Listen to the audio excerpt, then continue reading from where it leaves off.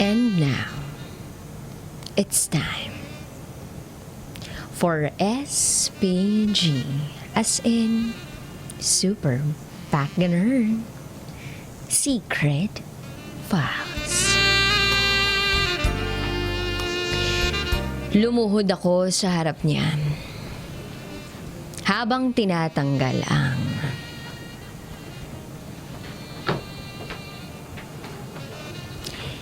itago niyo ako sa pangalang Pokwang.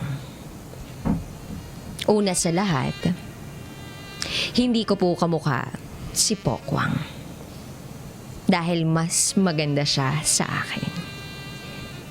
Pero naniniwala ako na iba ang kamandag ko.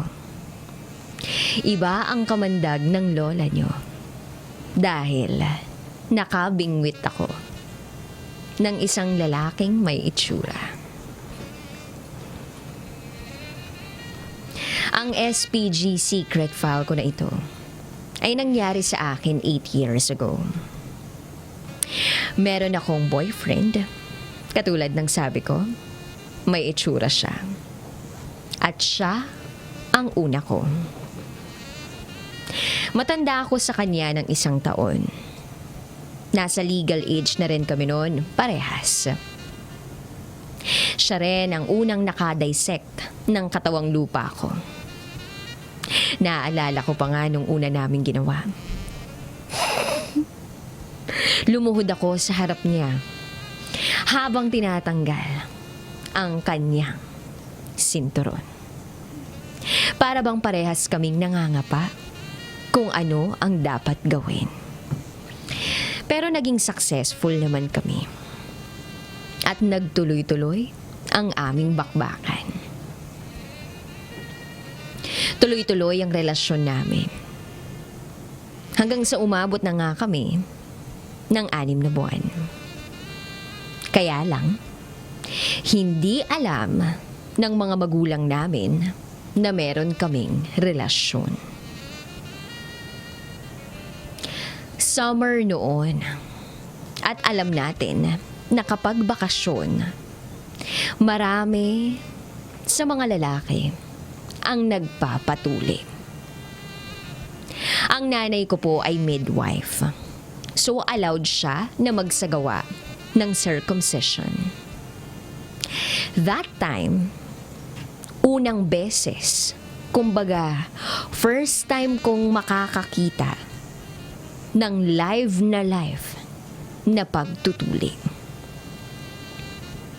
3 lang dapat ang tutuliin ng mom ko sa araw na yun. Kaso, kasabay ng pagdating ko sa clinic, ay nakita ko ang boyfriend ko.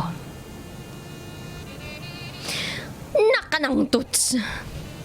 Bigla akong sumaya nang makita ko siya. Pero nabigla ako nang malaman kong magpapatuli rin pala siya. Oh my gosh. Hindi pa pala tuli ang boyfriend ko. Umabot kami ng 6 na buwan that time at ni minsan hindi sumagi sa isipan ko na supot pa pala ang boyfriend ko. Dahil nga walang point of comparison. Dahil siya ang una ko. At hindi naman ako mahilig manood ng kung ano-ano. Kaya naman pumasok na sila ni mommy sa kwarto na pagtutulian. At ako naman, since na-curious, pumasok na rin para maka-witness. Medyo tago ang pwesto ko at hindi nila ako nakita. Unang tutulian ang boyfriend ko. Eto na nga, naghubad na ang boyfriend ko. At bes, nabigla ako. Grabe. Iba pala kapag nag-o-observe ka lang dun sa actual na talaga. Pinagpalabis. Mahina ako sa math pero natansya ko na kung gaano kalaki. Tapos talagang mataba.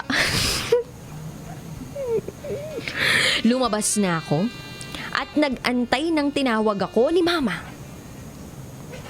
My gosh!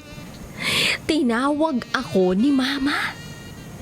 Nagpapa-assist siya kasi madugo daw ang kanya. And guess what? Parang minurder yung ng boyfriend ko. Nanlaki ang mata ni boyfriend nung nakita niya ako. At namula pa sa kahihiyan.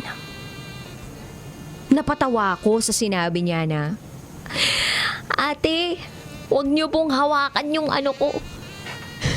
Dahil nga hindi alam ng parehong parents namin na kami na. Pero no choice ako kundi hawakan ang kanyang espada.